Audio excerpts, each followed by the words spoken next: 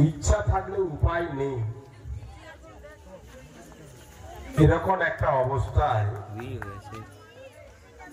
সরস্বতী পূজা তৎকালীন সময় পরীক্ষা চলার সময়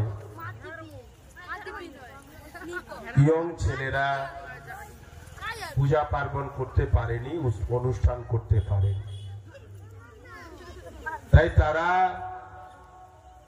কিছু সময় পরে সময়টাকে বেছে নিয়েছে,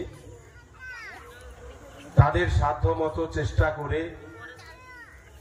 আজকের এই অনুষ্ঠান তারা বিভিন্ন ক্রীড়া প্রতিযোগিতার মধ্য দিয়ে তারা আজকে সমাপ্তি ঘোষণা করেছে।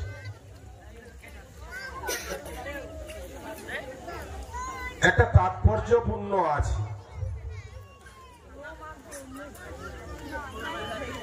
1863 খ্রিস্টাব্দে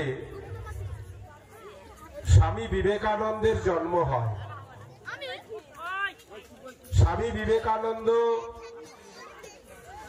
তার জন্ম ইতিহাস আপনারা অনেকেই পড়াশোনার মধ্য দিয়ে আপনারা কিন্তু অনুভব করতে পেরেছেন।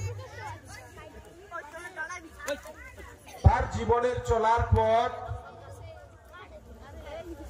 তার যে ইতিহাস, তিনি কিভাবে পড়াশোনা করতেন এবং সামাজিকতার সঙ্গে তিনি বাস্তবের রূপ দিয়ে গিয়েছেন।